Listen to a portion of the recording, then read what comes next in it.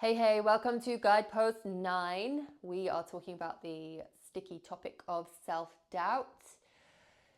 And this is done in context of talking about purpose and meaningful work, and how when our world is structured in a way that we are doing a lot of things that we don't feel provide value or meaning, but they're things that we have to do, and we get kind of weighed down with the negativity of that, or the lack of that, it can elevate this heavy feeling of self-doubt.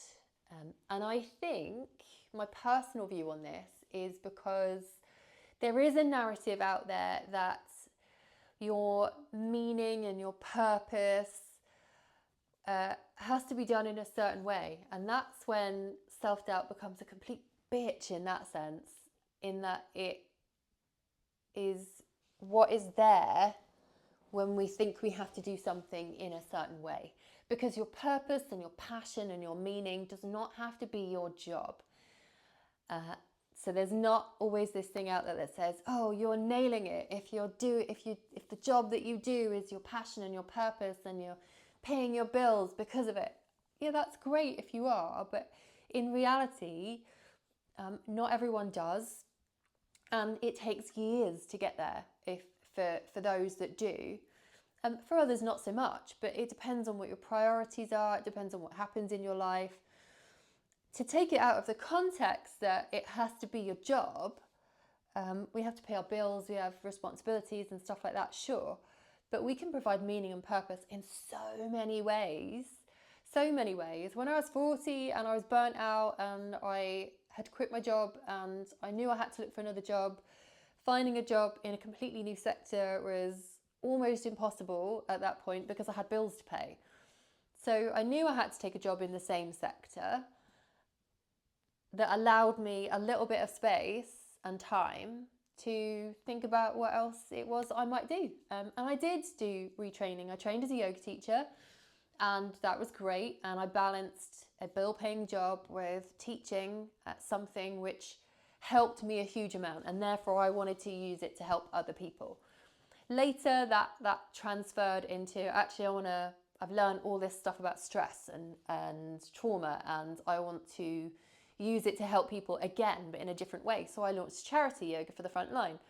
The reality of running a charity is there's a lot of background stuff that has to be done, and I don't get to do as much delivery, as much yoga as I might like. So I created this channel because it allows me an outlet for something that I'm really, really passionate about when it comes to movement in the body. So that's part of my why and my purpose, and it aligns. And no, I don't get necessarily paid for this bit at this point in time. Where I'll be in 10 years and what I'll be saying about it then might be completely different.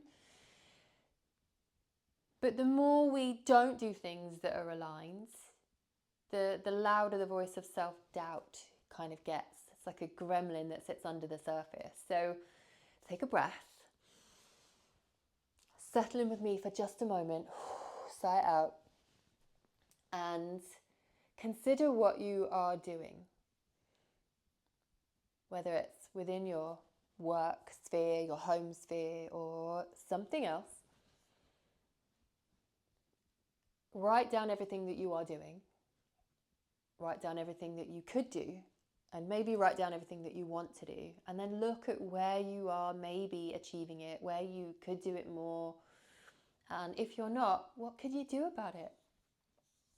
We can all tell ourselves the whys. Can't do this because I don't have enough time. I can't do this because I am not qualified enough. I can't do this because of this. I'm not good enough to do that. You have all of these unique gifts, and the more that you use them, the better your life is and the more impact you have on other people.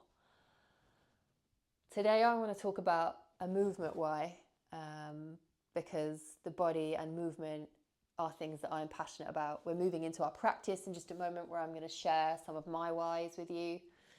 But I wanted to talk about why people move their bodies and where that comes from. So I'm going to do that at the beginning of our practice just to seed into it, so that I can leave you to percolate on your why and your passions and your gifts. Take care.